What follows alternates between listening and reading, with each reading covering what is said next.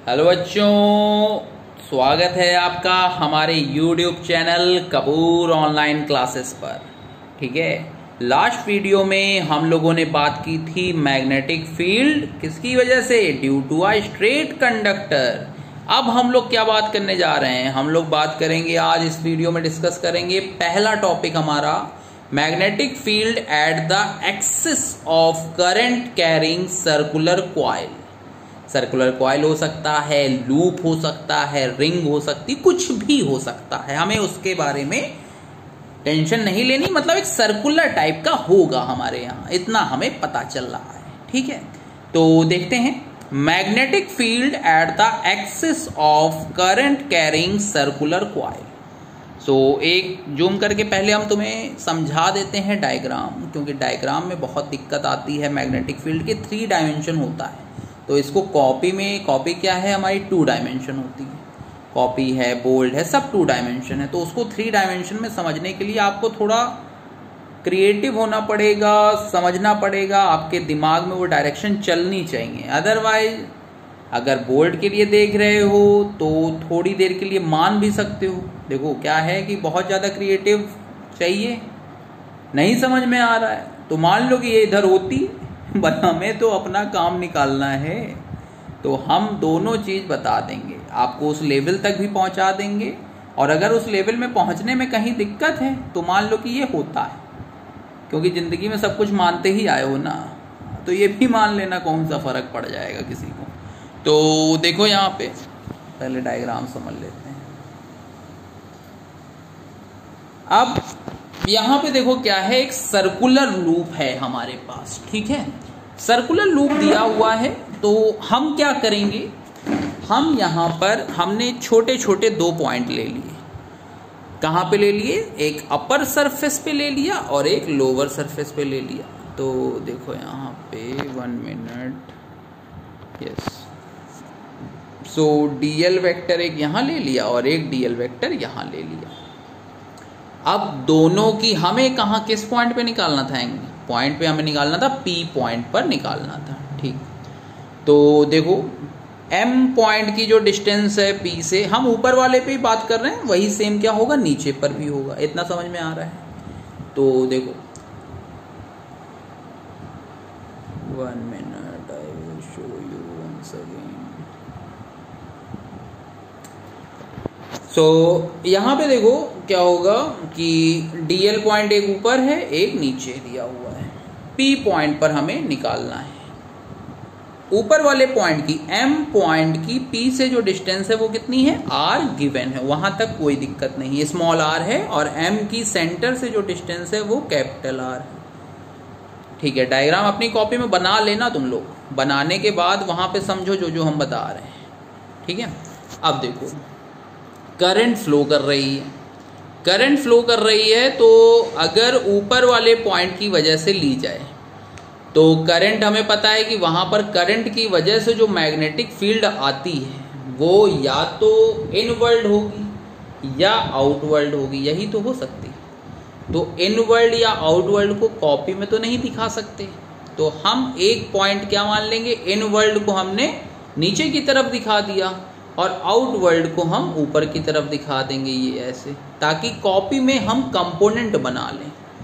तो देखो DL vector की वजह से एक डीबी वेक्टर आया, डीबी वेक्टर की जो डायरेक्शन है वो हमने मान ली अपवर्ड है, नीचे वाले की जो होगी वो डाउनवर्ड होगी। तो एक डीबी कंपोनेंट इस डायरेक्शन में आ गया हमारे पास। ठीक है, ये एंगल अल्फा था, तो दूसरा एंगल कितना हुआ, 90 माइनस अल्फा।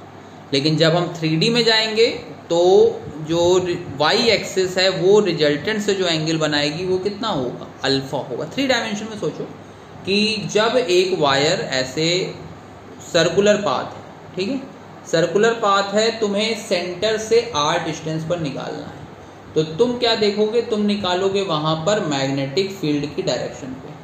एक पॉइंट की वजह से भाई जो आई करंट बह रही है, तो देखो आई करंट ऊपर है, वो इधर है, तो एक पे आ जाएगी इधर।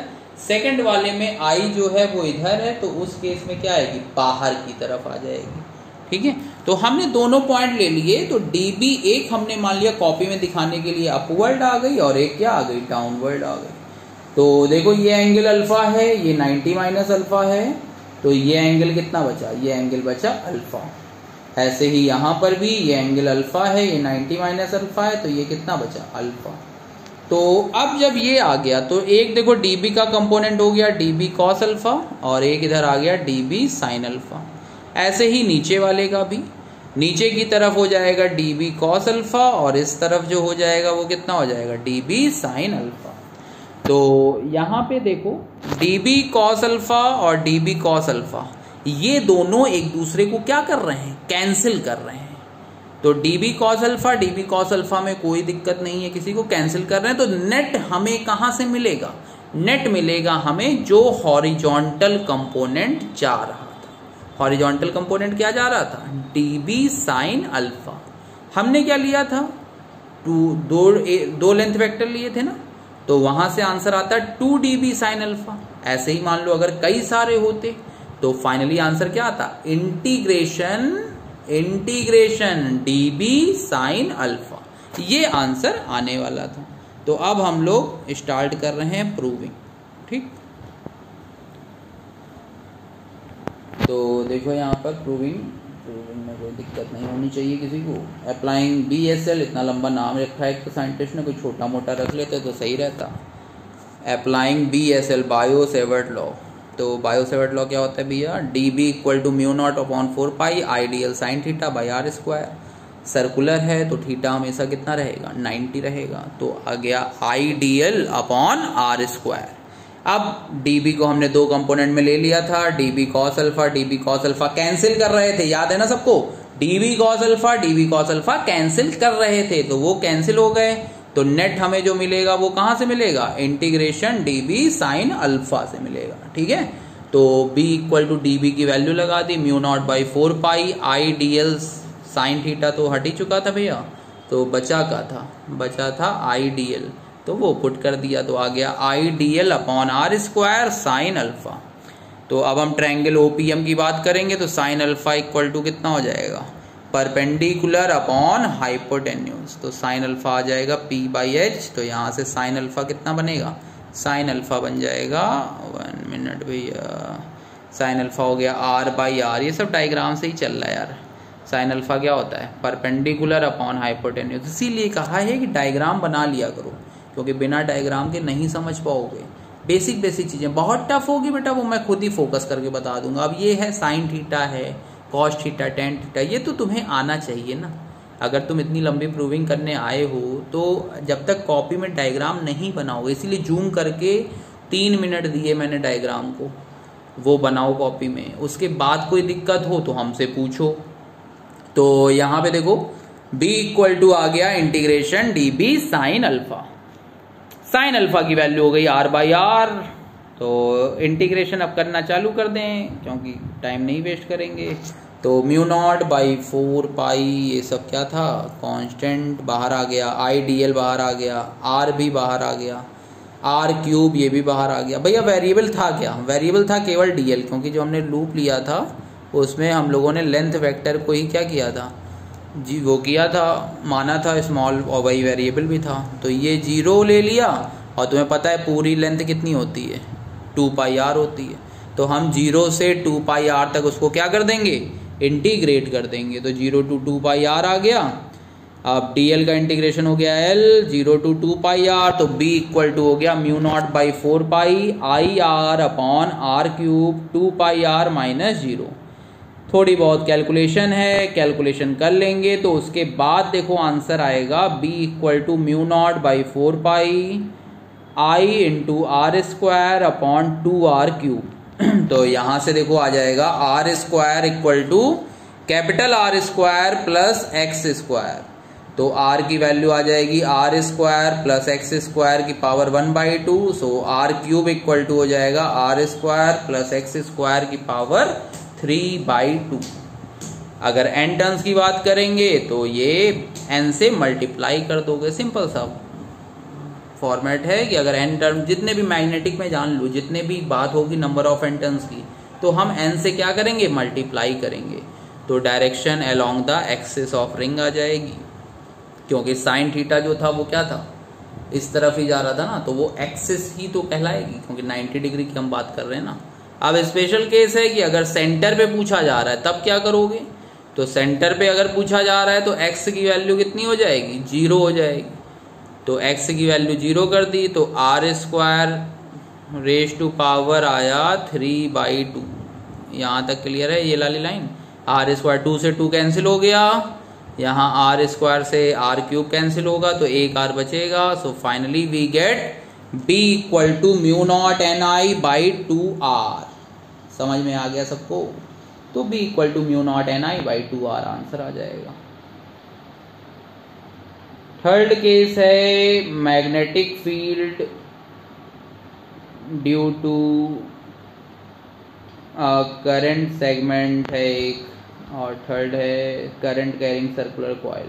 तो दो प्रूविंग हैं, अगली दो छोटी छोटी हैं, तो उसको एक ही वीडियो में कोशिश करेंगे बेटा तुम लोगों के लिए। इस वाली वीडियो में डायग्राम मेन था, डायग्राम एक बार समझ लेना तुम लोग। डायग्राम में हमने डीएल वेक्टर लिया था, 1 मिनट, डायग्राम में डीएल वेक्टर लिया गया था, डीएल के लिए सारी चीज़ें आर ले लिया था, कैपिटल आर, एक्स ले लिया था, साइन अल्फा कहीं पे नीट पड़ी थी तो वो r/r हो गया था। 3D फिगर है, 2D में दिखा रहे हो, तो एक बार सोचो क्या होगा। हमेशा जो मैग्नेटिक फील्ड है वो इनसाइड या आउटसाइड रहेगी, जो राइट साइड में करंट बह रही है उसकी वजह से अंदर की तरफ होगी, और जो लेफ्ट साइड में बह रही है करंट इसकी वजह से अंदर की तरफ होगी, और इस करंट की वजह से बाहर की तरफ होगी। तो हमने दोनों के इफेक्ट लिए, हमने देखा कि कॉस अल्फा सेगमेंट एक दूसरे को क्या कर रहे थे, कैंसिल कर रहे थे, लेकिन साइन अल्फा जो था वो क्या हो रहा था, एडिशन में जा रहा था। तो यहाँ से हमने 2-3 चीजें रिजल्ट निकाले।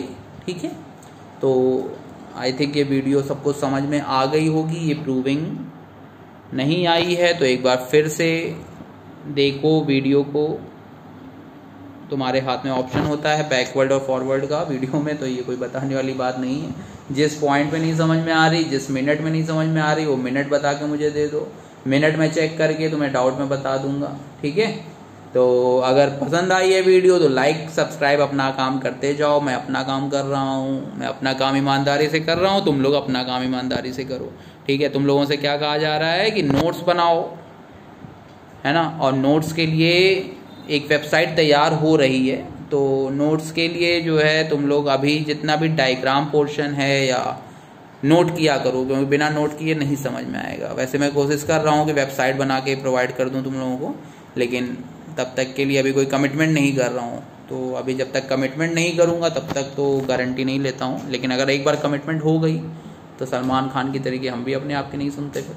ठीक है, तो चलो ठीक है फिर, okay, good bye, take care.